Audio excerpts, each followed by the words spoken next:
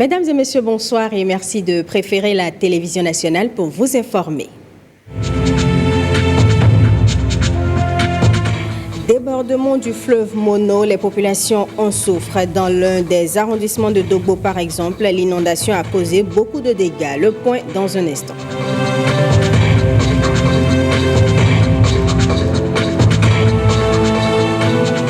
Le projet asphaltage suit son cours dans plusieurs localités du Bénin à Semepodi. Les peines des fidèles de l'Église du christianisme céleste pour se rendre sur leur site de pèlerinage sont quelque peu soulagés. Constat dans ce journal. Et puis, le réseau des femmes du domaine de l'énergie au Bénin se formalise. Ses membres étaient réunis en séminaire hier à Porto Novo.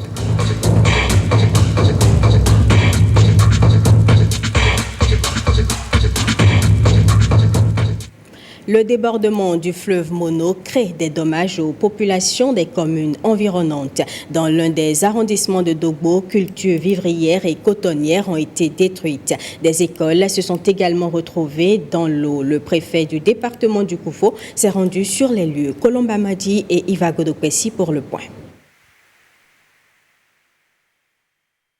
Ce sont les sinistrés de DV, un arrondissement de la commune de Dogbo. Ils sont relogés pour la circonstance dans les bureaux de l'arrondissement à cause de l'inondation. Plusieurs maisons, écoles et champs de la localité sont immergés. Au total, on peut compter jusqu'à une vingtaine au niveau de la zone pour une population de près de 900 habitants.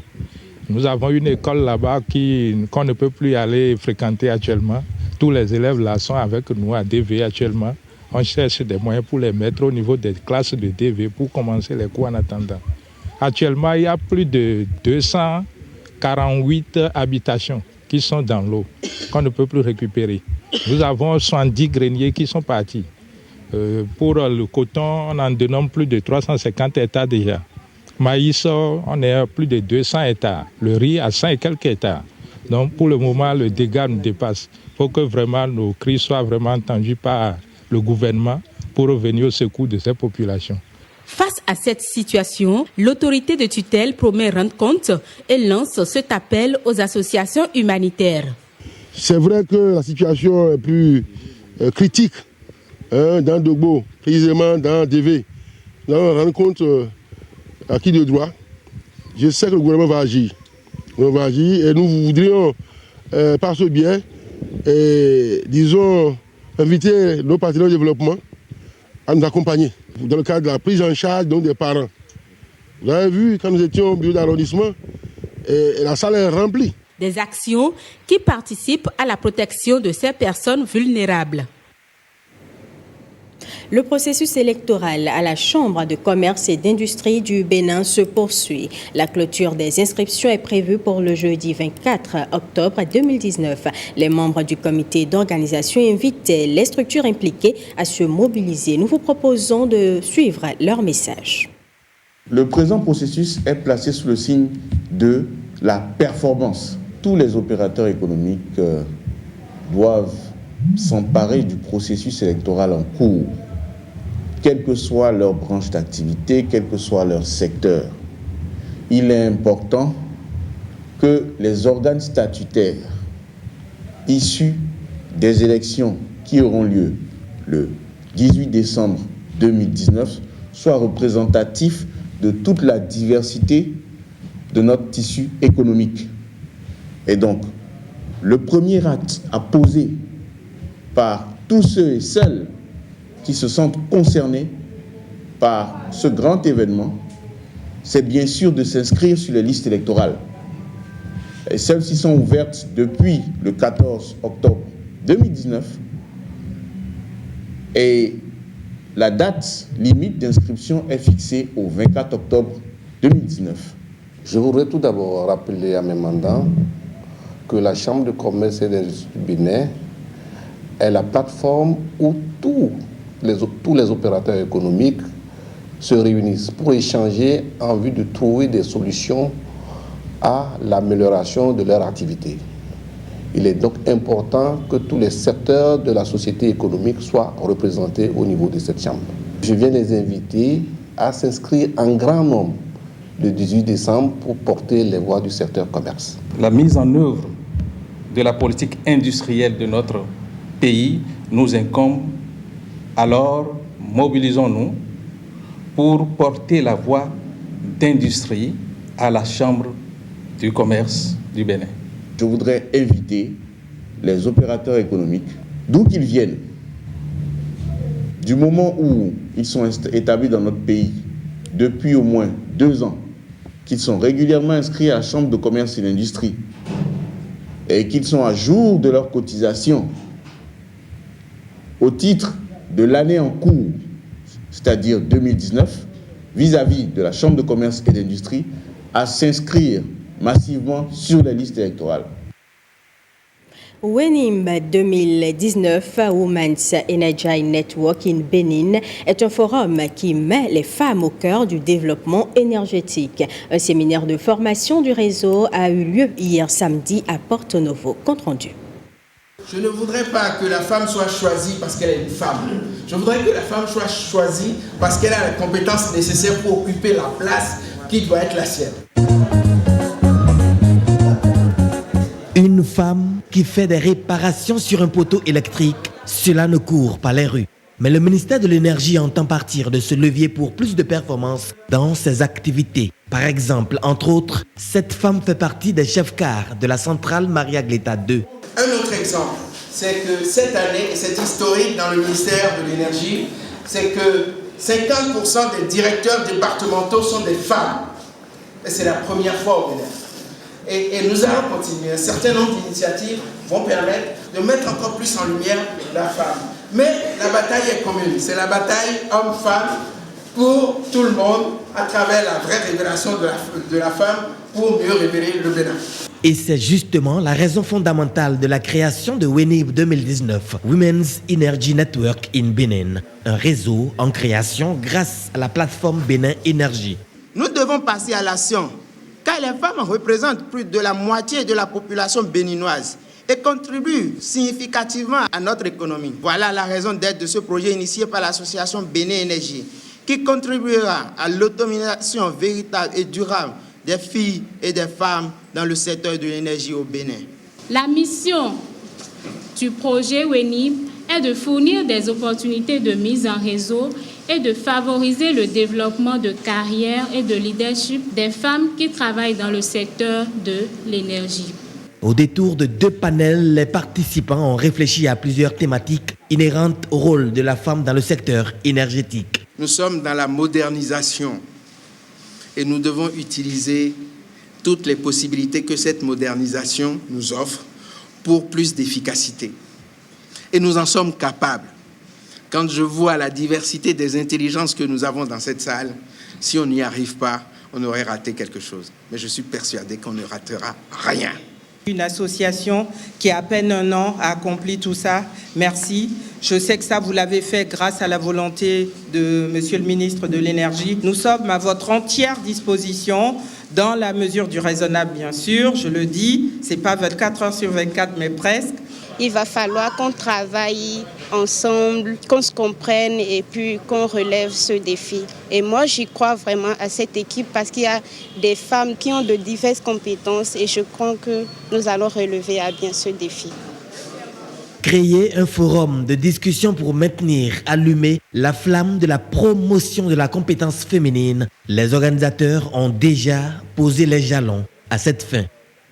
Intéressons-nous maintenant à la journée mondiale de l'alimentation qui est célébrée tous les ans le 16 octobre. L'édition 2019 a été placée au Bénin sous le thème « Agir pour l'avenir, une alimentation saine pour un monde faim zéro ». Les manifestations officielles ont eu lieu à Azaoulissé dans le département de l'Ouémé pour rappeler la nécessité d'une synergie d'action pour éradiquer la faim et la malnutrition de la planète Terre d'ici 2030. Guillaume Avienou. Une remise de matériel et d'équipement aux meilleurs groupements féminins du pays et une visite de la foire agricole organisée pour l'occasion, pour ne citer que ces activités.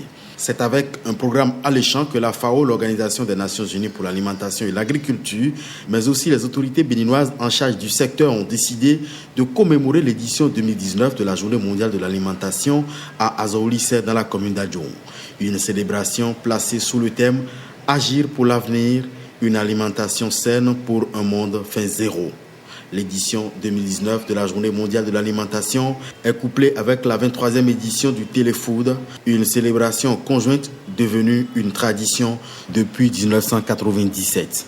Le Téléfood est un programme initié au Bénin par la FAO pour témoigner la solidarité de l'exécutif et de ses partenaires au développement pour l'éradication de la malnutrition et de l'insécurité alimentaire malgré les aléas liés au changement climatique.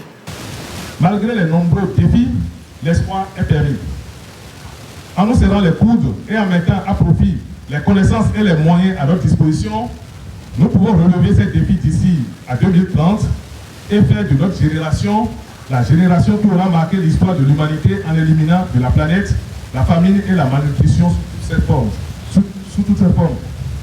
Depuis 2016, les réformes introduites dans le secteur de la production agricole et de la nutrition par le gouvernement ont permis au Bénin de gagner des points dans la lutte contre l'insécurité alimentaire globale, passé de 11% en 2015 à 9% en 2017 au Bénin. Une avancée que l'exécutif voudrait améliorer avec une insistance sur la transformation des systèmes alimentaires par une synergie collective et une vision holistique de l'agriculture et des filières alimentaires. Le thème de l'année 2019 nous demande d'agir pour l'avenir, en assurant une alimentation saine pour un monde sans faim. Nos responsabilités individuelles et collectives sont donc interpellées et je voudrais lancer un vibrant appel à chacun et à tous pour soutenir davantage les initiatives publiques et privées contribuant à une alimentation saine et suffisante. Un appel à agir ensemble pour une élimination totale de la faim et des différentes formes de malnutrition au Bénin que la FAO s'engage à soutenir.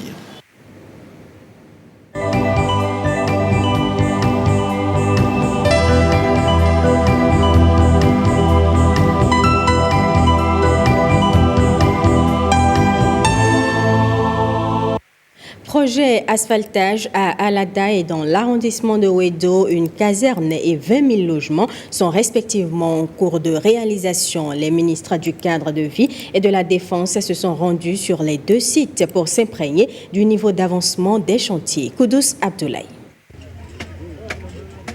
Le marquage à la culotte saute à l'œil. Sur ce chantier stratégique en cours à Alada, une caserne sortira de terre. 4 bataillons y seront logés au thème des 36 mois de travaux. José Didier Tonato du cadre de vie et Alain Fortuné Nouati de la Défense s'assurent de la bonne exécution des travaux de ce futur camp militaire. À part ce retard de 3% que nous allons travailler à rattraper, les choses se passent relativement bien. Je dis relativement bien parce que ce n'est jamais totalement satisfaisant. Ce qu'on constate, c'est que les travaux sont réalisés dans les normes. Et je pense qu'à terme, nous aurons le camp le plus moderne de l'Afrique de l'Ouest. À l'état-major, ce nouveau camp en construction est perçu comme un facteur motivant. Le simple fait de savoir que vous aurez du matériel, de l'équipement, une caserne, cela est déjà motivant en temps de paix.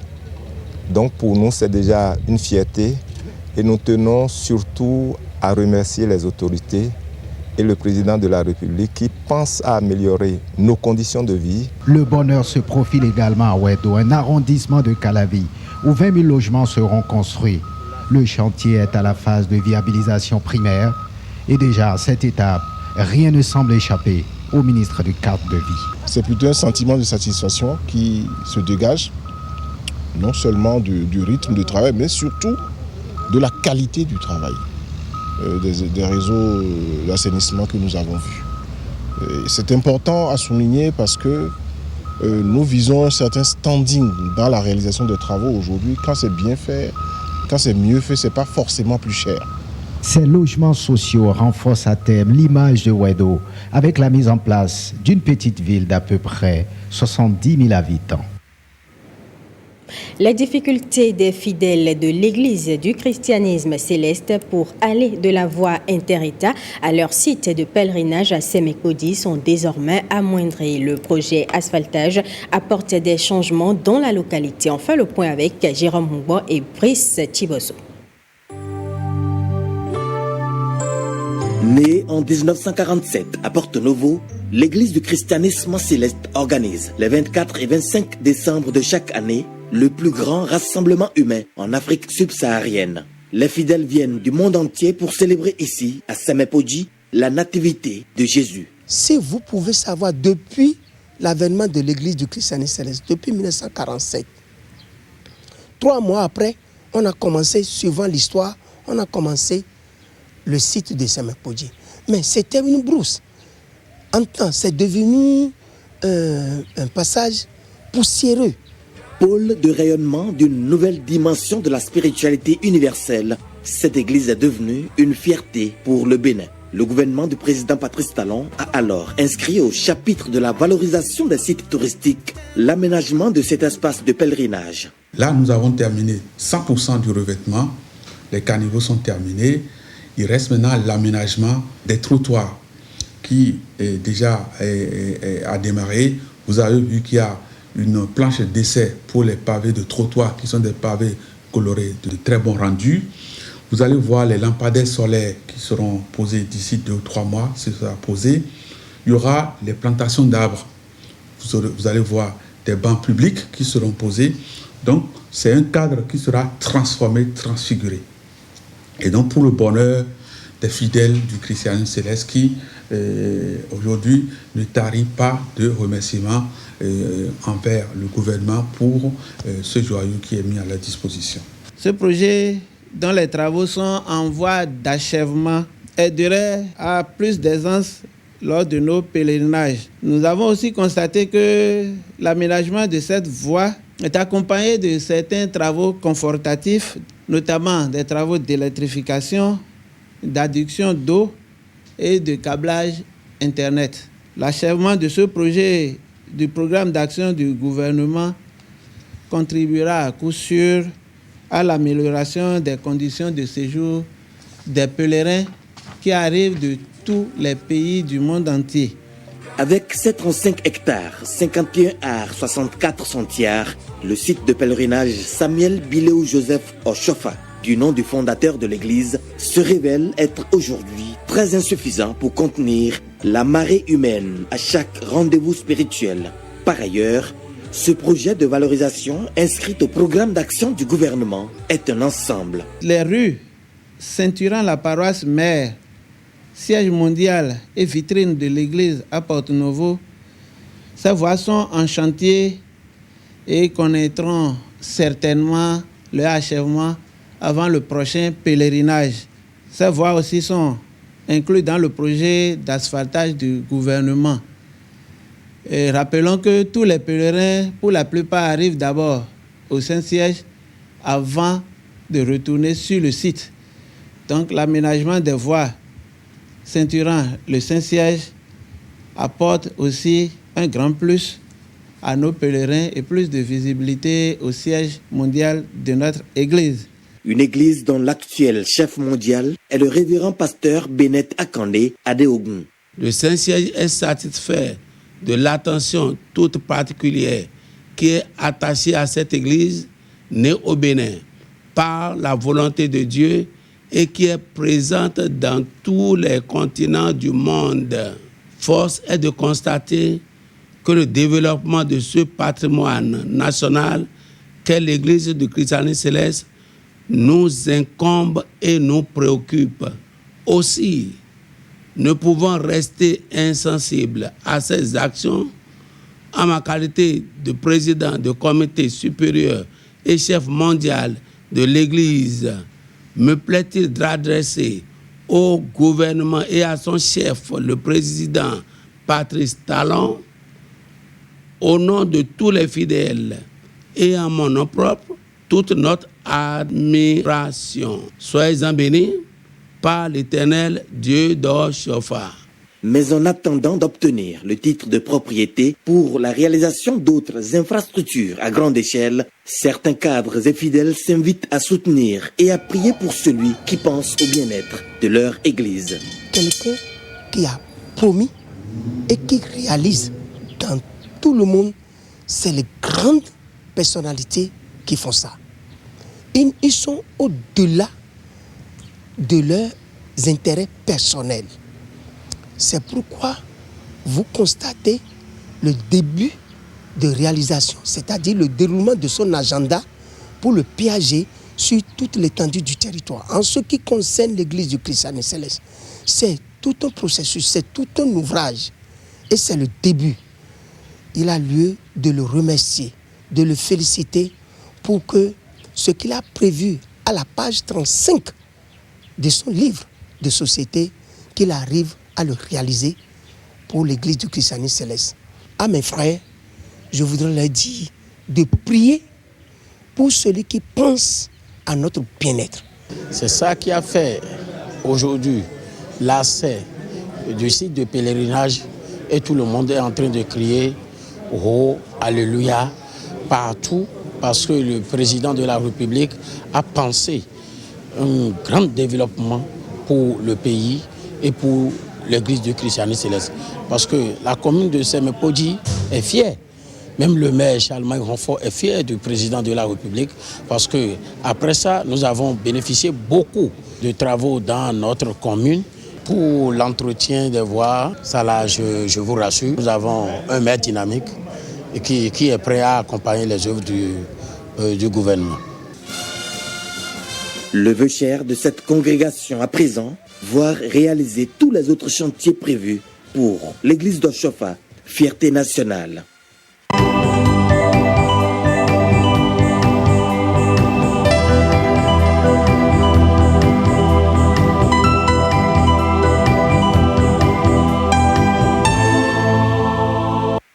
La santé bucco-dentaire de la population préoccupe l'Association des médecins retraités du Bénin. L'association a organisé une conférence débat sur le thème « Bien vieillir avec ses dents ». Les 5 années d'existence de l'association ont aussi été célébrées. Christelle Tongodo, Petroni Lokoso. En prenant de l'âge, les dents et les gencives s'affaiblissent. Mais les astuces pour les garder fortes et solides ne manquent pas. Ce sont ces astuces que le chirurgien dentiste à la retraite Émile China partage avec l'assistance. Il faut prendre soin des dents, faire un contrôle périodique, faire un nettoyage systématique, se brosser les dents au moins 2 fois par jour. Le matin après le petit déjeuner et le soir après le dîner. Quand vous enlevez une dent, il y a un vide qui se crée. La nature a horreur du vide et les dents qui sont à côté cherchent à fermer le vide et se déplacent. Et là, on assiste à des malpositions.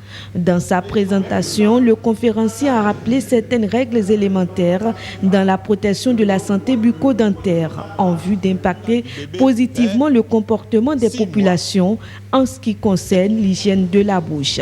Un objectif visiblement atteint. Les cure-dents pour enlever les débris. Alors on nous a dit que c'est très très très mauvais. Nous créons de l'espace dans la gencive, ce qui fait que ça impacte négativement sur les dents. Nous voyons aussi les gens décapsuler, même des femmes, décapsuler les bouteilles de bière. C'est très très très très dangereux. Et autre chose aussi, c'est de croquer les os. Vous voyez, donc vous avez des dents qui se fissurent et qui restent là. C'est un enseignement qu'on fait au grand public, quel que soit l'âge. Déjà, nous savons, nous venons d'apprendre. Le bébé qui n'est pas encore sorti, dans l'enceinte de sa maman, les dents naissent déjà chez cet enfant-là. Et nous devons comprendre, il y a des médicaments qu'il faut proscrire à la femme enceinte. Vieillir avec ses dents, la chose est possible. Par cette conférence débat grand public, l'Association des médecins retraités du Bénin, AMRB, entend ainsi contribuer au bien-être de la population. Rapatriement de biens culturels au Bénin, le comité béninois chargé de la coopération muséale et patrimoniale entre le Bénin et la France travaille à réserver un bon accueil à ces biens. Après le point de leur descente sur le terrain à la rencontre des populations à Boïcon, les membres de ce comité étaient au musée historique d'Abomey. Kolaole Boniface Biao. Cette séance de travail à la mairie de Boïcon pour faire une synthèse des échanges des différentes équipes sur le terrain à la rencontre des populations sur la question du retour du patrimoine culturel du Bénin de la France. Le comité en retient un engouement populaire. On a souvent dit que les Béninois se désintéressaient de la question du retour des biens. On s'est rendu compte que c'était faux, qu'au contraire, ils espèrent l'arrivée de ces biens, ils y pensent, ils appréhendent le retour des biens. Monseigneur Batlemia Doukonou se réjouit de cette adhésion des Béninois à ce projet. Pour lui, il n'y a pas meilleure place pour ces objets que leur lieu d'origine. À l'extérieur, les gens ont les moyens matériels de garder notre patrimoine culturel. Mais à l'intérieur, nous avons les moyens spirituels de les garder. Et c'est beaucoup plus important. La descente au musée d'Abomey de la délégation après la séance de synthèse des rencontres avec les populations n'était pas aussi une simple balade de curiosité. Il était important que nous puissions venir ici dans le musée d'Abomey pour nous assurer que tout ce qui a été dit sur l'état des musées, sur la difficulté des travailleurs des musées dans toute la nation, que tout cela est vrai. Le comité remercie les populations de tout le Bénin pour le bon accueil à eux offert lors de leur passage. Il invite chacun à travailler pour valoriser nos patrimoines culturels et à en faire un levier du développement du Bénin.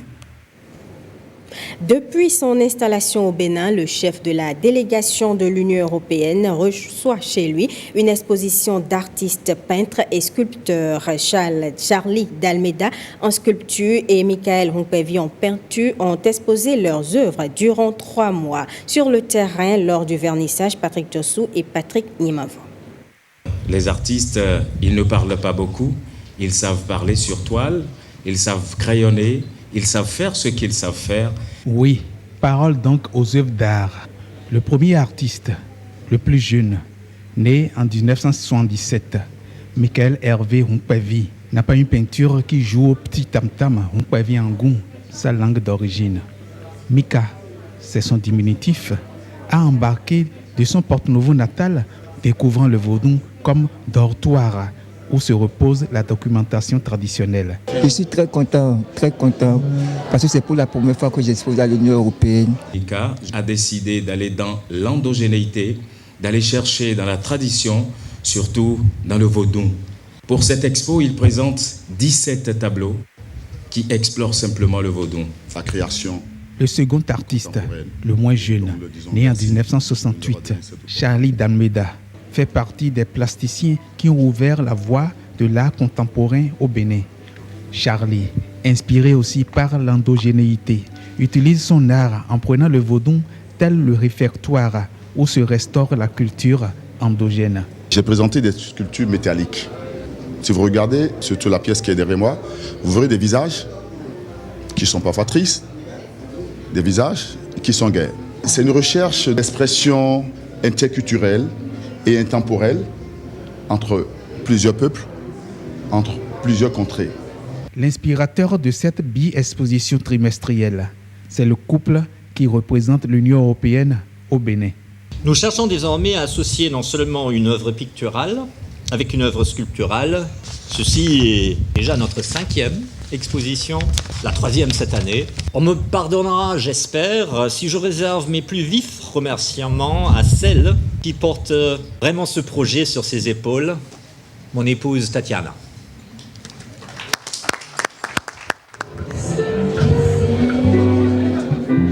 Le 21, 31, 26, 17, c'est le téléphone qui permet à toutes et à tous de visiter tous les mercredis après-midi la Maison de l'Europe au Bénin, qu'on baptiserait Nouvelle Galerie d'Art. Et ce sera tout pour ce journal que je vous remercie d'avoir suivi.